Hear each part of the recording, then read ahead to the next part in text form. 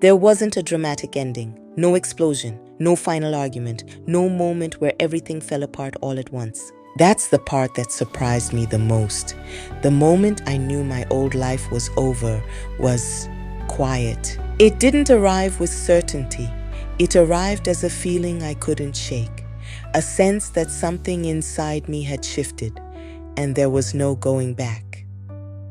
I remember thinking, I can't unsee this now, and once you reach that point, pretending becomes exhausting. Before that moment, I had been negotiating with myself, telling myself to be patient, to be grateful, to stop overthinking. I convinced myself that discomfort was just part of adulthood, that restlessness meant I needed a vacation, not a reckoning. But this was different.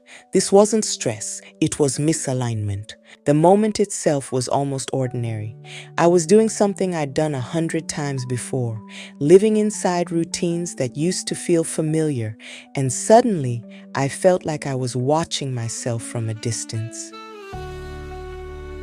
Still functioning, still performing, still showing up, but no longer believing my own role.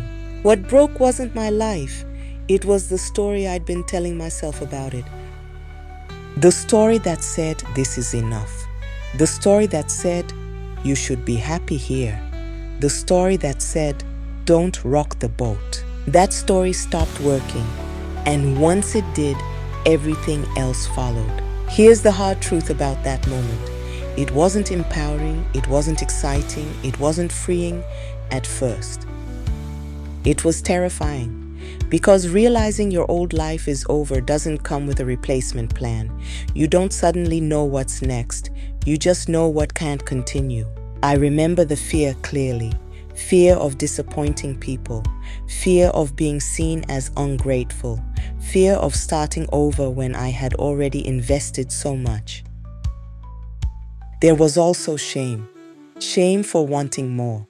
Shame for feeling restless when nothing was wrong. Shame for questioning a life I worked hard to build. But underneath all of that, there was relief. A quiet exhale I didn't know I'd been holding. Because even though I didn't know where I was going, I finally knew I wasn't crazy. The discomfort had a name, truth. That moment didn't change my life overnight. I didn't quit everything. I didn't reinvent myself immediately. I didn't suddenly become brave. What changed was internal. I stopped gaslighting myself. I stopped forcing myself to fit into a life that no longer matched who I was becoming. And that was irreversible. Once you know, you can delay, you can negotiate, you can stall, but you can't unknow the truth about yourself. And that's when the in-between begins. If you're listening to this and you're in that moment right now, the quiet knowing, the internal shift, the feeling that something is ending, even if nothing looks different yet. I want you to hear this.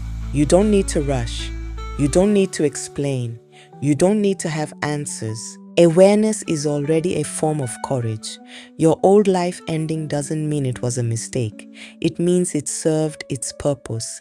And now, something else is asking to be born. This is life in between.